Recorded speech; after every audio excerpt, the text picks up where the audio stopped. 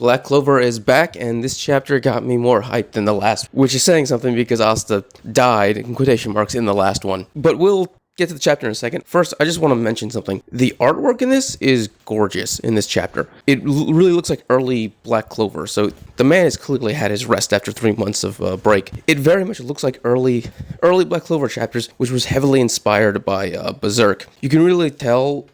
Those of you who only watched the anime up to this point where then the anime ended and you started reading the manga, if you go back to the beginning, the manga very much looked like it could be ripped right out of Berserk in many ways, especially Vanjitz. Vanjitz very much looked like a Berserk character.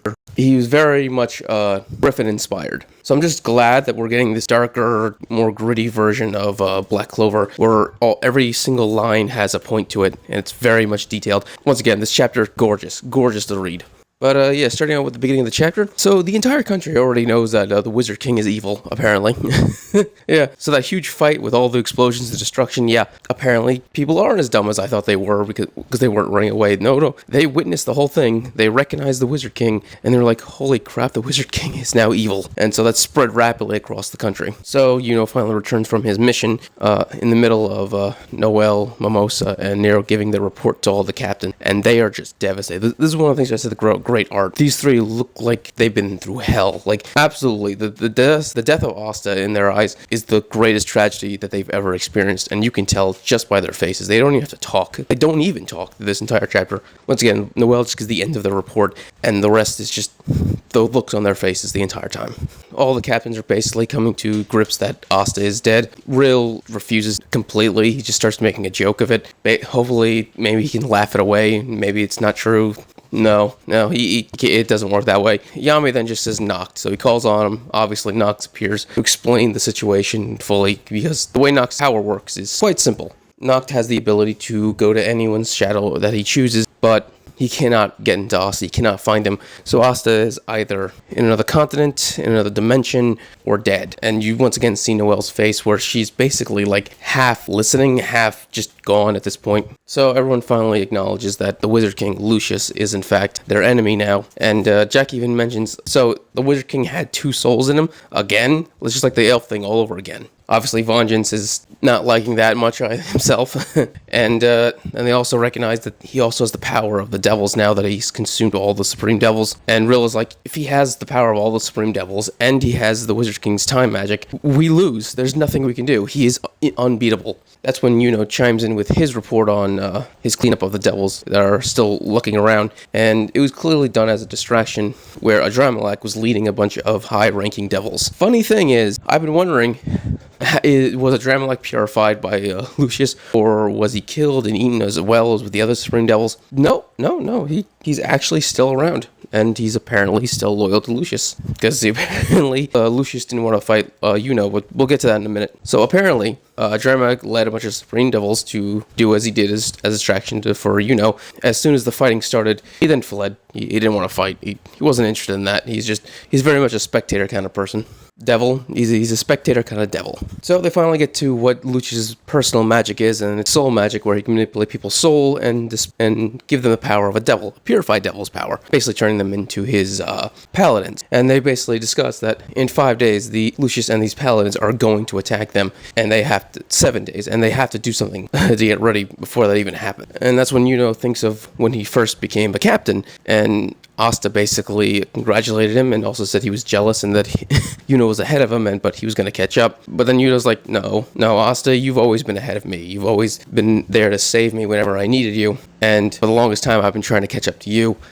And now that you're gone and dead, I will finally do it. I will be the one to defeat Lucius. I will defeat the Wizard King, and I will become the next Wizard King.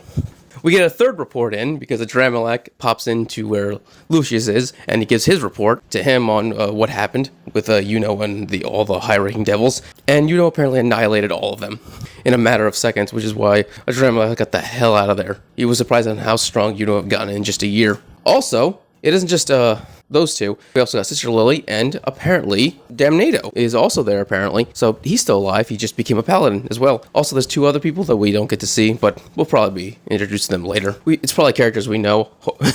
I can't imagine it's characters we don't know. I mean, we basically know all the more powerful characters. Then again, he's not choosing characters based on power because he took Sister Lily. Choosing them for a very specific reason. We just don't know what it is yet.